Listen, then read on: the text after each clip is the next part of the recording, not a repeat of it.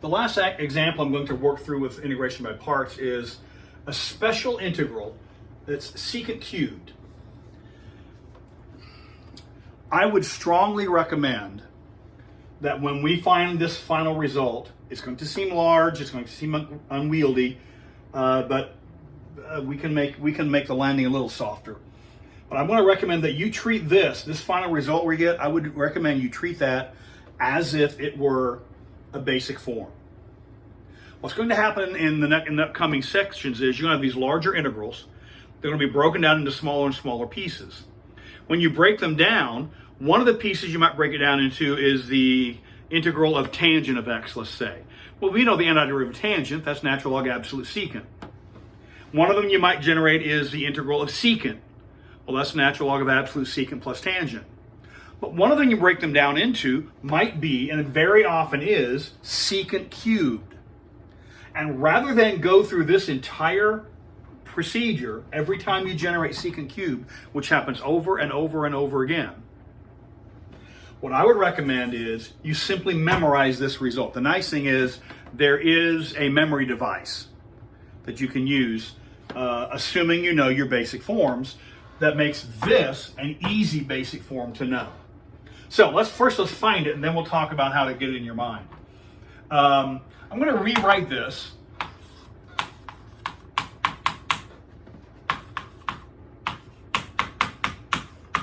I'm going to rewrite secant cubed as secant times secant squared, and now you can explicitly think of this as the product of two functions, at least one of which is a transcendental function.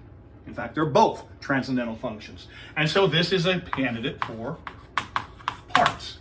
All right? So you let dv be the more complicated function whose antiderivative you know. We know the integral of secant, natural log absolute secant plus tangent. We know the integral of secant squared. That's the more complicated one. We know the integral of secant squared is tangent. This is the most complicated function of these two, the more complicated function whose integral we know, or antiderivative we know. And then u is everything else, which in this case is just secant of x. Now, what's the derivative of secant? That's secant tangent. What's the antiderivative of secant? I'm sorry, antiderivative of secant squared. That's just tangent. And then this just goes right through here. So this is equal to the original. Again, maybe I should write this the same way I did in the previous case. I'm going to write the original expression here. And we're going to end up doing the same bit about create the same thing and then add this across and multiply by 1/2. And it's going to be the same technique here. You're going to see it arising again. So I need uv, right? So that's secant tangent. Minus, I need the integral of v du. So that's secant times tangent squared.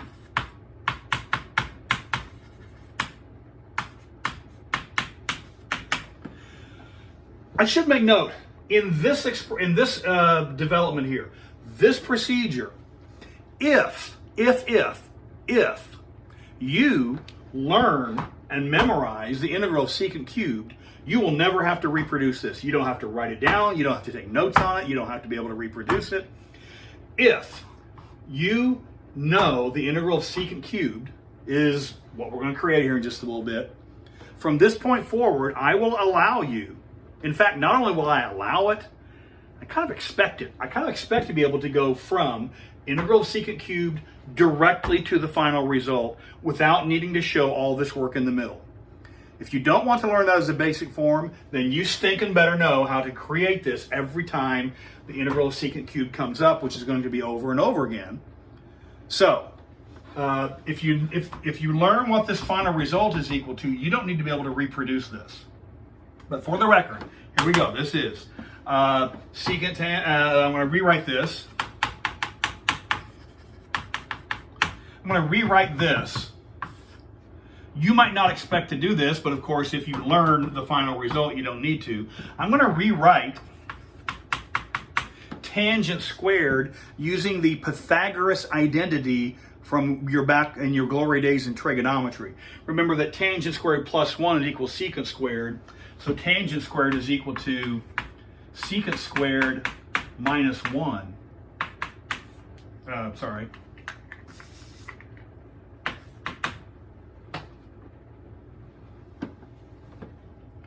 And then distribute this.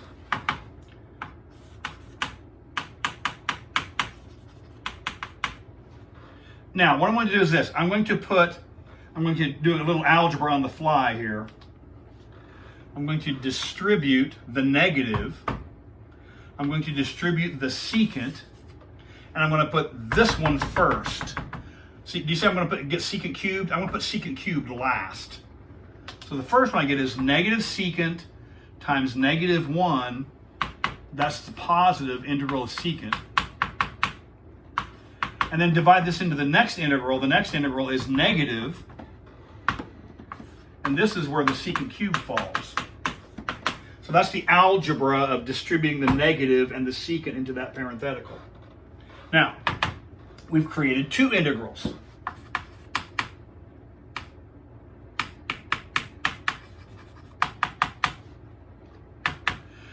We should know the antiderivative of secant. You need to know your basic forms. You need to learn your basic forms. The integral of secant is natural log absolute secant plus tangent. But what we have here now is integral secant cubed.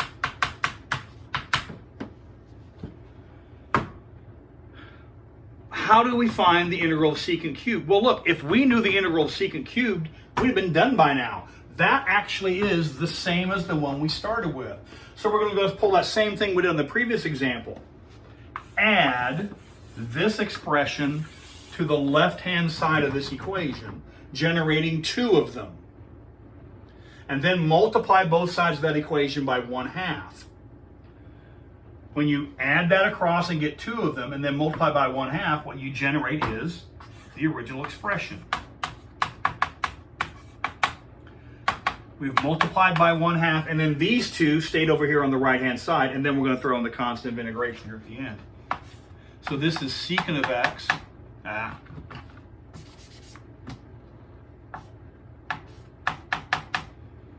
Tangent of x plus natural log absolute secant plus tangent, and close my parenthetical, or my bracket. And that's the final result. And that looks like, how on God's green earth are you going to be able to get that in your mind? But there's a nice little memory device. This is not my memory device. This comes from Mr. Collins, who taught here at the school a long time ago. But look, where did this secant tangent come from?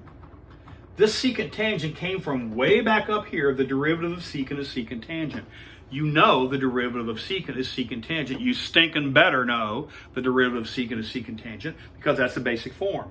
Where did this natural log absolute secant plus tangent arise? That arose as the integral of secant. And luckily you know your basic forms. You stinking better know your basic forms. And so what do? You take those two things, you add them together, and take half of it. When you add two numbers and take their half, all you're doing is finding the average. That's the memory device. That's the memory device for the integral of secant cubed. This is the only, it doesn't work all the time, doesn't work with tangent cubed, doesn't work with other functions. This is the time, it only works in this scenario.